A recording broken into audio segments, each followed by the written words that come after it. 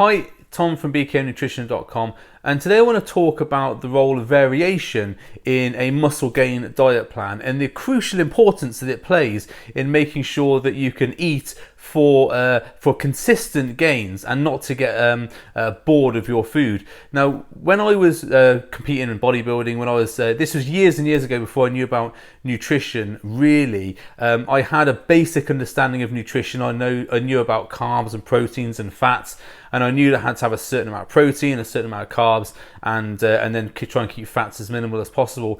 So the way I would construct a meal, say if I knew I had to have, say, 50 grams of protein and say 100 grams of carbs and say 10 grams of fat in a meal, I would basically look for the foods that fit that mechanism or that makeup exactly. So instead of say I needed 50 grams of protein, I would go, right, 50 grams of protein, that is 200 grams of chicken, for example, and that's what I'd have for my protein. Then 100 grams of rice, okay, that is 120 grams of, so 100 grams of carbs, that's 120 grams of rice, and then 10 grams of fat, okay, I'll just sprinkle some olive oil over it, and that's the fats.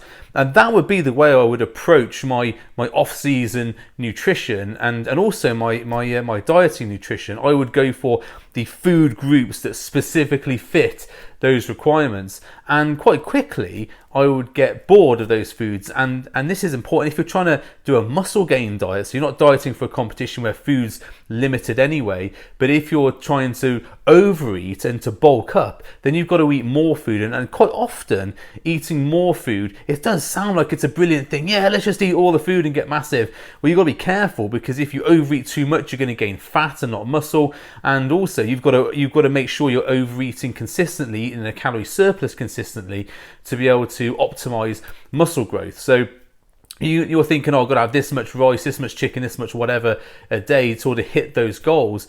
Very quickly you get into the point where you're having, say, like, what, a kilo of chicken a day, 500 grams of basmati rice a day, and then like 3 teaspoons of olive oil. That hits the macros, that's okay, so I'll just hit that every day. And yeah, on paper, that is a good way to do it, because you're hitting the macros consistently, getting your protein, carbs and fats in. But what you're not doing is stimulating your mind. And this is really, really important. If you are especially trying to gain mass and gain bulk, you've got to keep your mind interested in the food.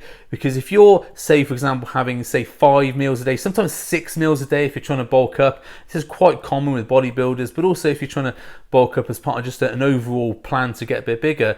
And you've got a coach that says, yeah, you need to eat this a day. And it's like 4 meals of chicken and rice, and then in the morning it's like eggs and porridge, or whey protein and porridge, or protes if you like protes, which I absolutely hate the word protes. It's just so ridiculous. Anyway, I'll rant on that. But all these things that you're having are just basic ingredients. And there are a lot of coaches who still do this. They go, right, you need that much carbs, that much protein, right? So protein, that's a whey shake, and then carbs, okay, that's oats. Okay, there's some fats in some oats, but that's basically what it is. And they'll just give you that, and that's a meal. And they haven't thought about your mind being entertained. You've got to be interested in that food. You've got to look forward to every meal, because if you look forward to eating, then you're damn right going to eat that food up. Now, let's think about this, right? So if we go to Nando's, well, absolutely, you're going to look forward to your Nando's if you like chicken and chips, because you're going to go there, right, I've got some chicken, I've got some chips, some peri-peri sauce, I've got some tomato sauce, whatever, I've got some Coke. So you're looking forward to that meal because it's interesting. There's lots of different flavors, lots of different textures, and it's not bland. It's nice food to eat. So you'll look forward to that meal, and probably you'll eat all of it up. And the same if you go out for a pizza, if you like pizza, you're going to probably eat most of the pizza, because, again, different textures, different tastes. You're going to eat all that. If you've ever been to an all-you-can-eat buffet, then you get loads and loads of stuff and put it on your plate. That's the way you do it. And you eat more than what you would normally do because you're interested in the food. But then you come to your chicken and rice 4 times a day, you're not interested in that. Not after eating it for 5 days straight. You're not interested in that. You're not interested in your porridge and whey protein first thing in the morning. Okay, you can add some cinnamon, blah, blah, blah, to it to make it a little bit more tasteful. But it's a really bland meal. And you don't have to eat like that to gain muscle. People are quite purist about what they do. I have to eat this much rice because it's carbohydrate, etc. Yeah, I get that. But carbohydrates are in a lot of things. It's in fruit, it's in bagels, it's in pancakes, it's in rice, it's in oats, it's in potatoes. And where's this rule that you have to have, if you're having carbs with a meal, you have to have just one carb source. Who made that up? Or you have to have just one protein source. Who made that up? You know, it seems like you have to, if you're a bodybuilder, you eat chicken and rice, or chicken and potato, or steak and rice, steak and potato, blah, blah, blah, blah, on and on and on. You eat one meat source and one carb source and then some fats. You know, that's the way it's always been done. Why has it always been done like that? I got the most out of my bulking meals when I really started to think about the food I was eating. So if I'm going to have chicken and rice, I'll have some chicken, but I'll put some Cajun spice on it. Then I'll have some rice, but I'll probably put some pilau spice on it to make it jazz it up a little bit. But I'll also not make the meal exclusively from chicken and rice for my protein and carbs. I'll have also afterwards some yogurt and some fruit, and I might have some other things in order to make up the protein, carb and fat content, but from a numerous amount of food groups. Now this way I can have a small meal of chicken and rice, which I can eat, it's not going to stodge me up too much, and then I can look forward to the pudding, if you want to call it that, afterwards, which is a bit of yogurt and a bit of fruit, or some fruit, or you can have, you know, to a certain extent, you can have things like chocolate bars and stuff, like a small chocolate bar, if you want to add a bit of variation that way. As long as you're in a reasonable surplus and you're not gaining too much body fat, and you are hitting your protein requirements and your carb requirements for training, and keeping fats at a low level, but enough to maintain certain body functions. You know, why aren't you making your meals more exciting? Why aren't you opening your Tupperware every time you're eating, going, I cannot wait to eat my meal?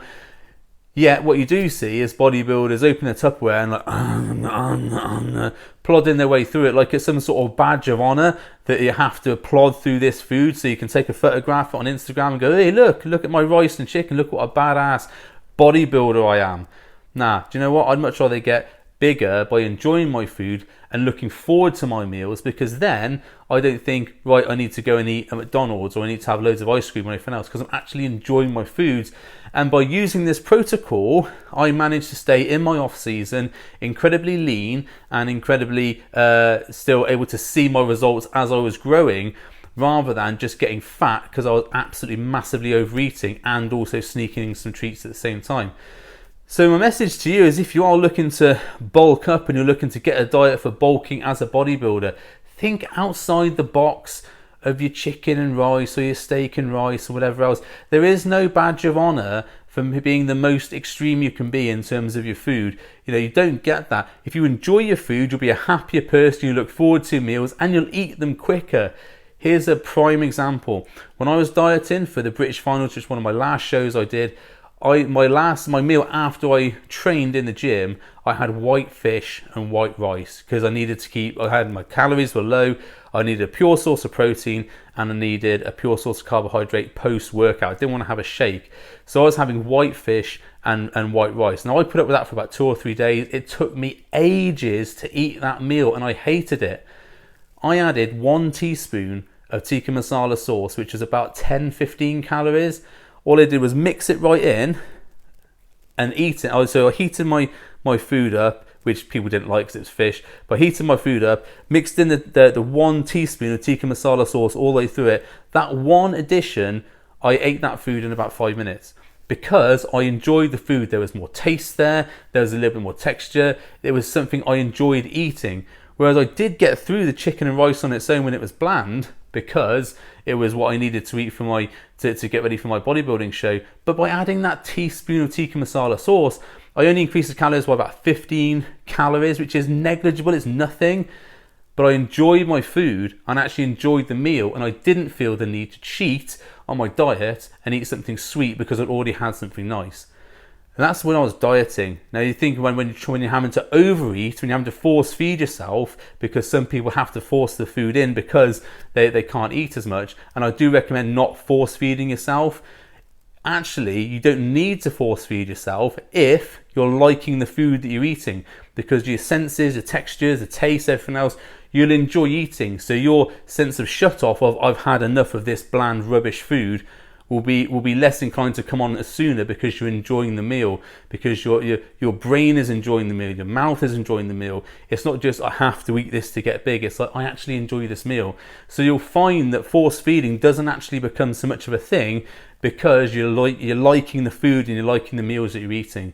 So that's just a quick tip on if you're trying to bulk up, if you're trying to do that. Don't think you have to limit your protein or carb sources to one source. You can have lots of things. You can have potato and rice.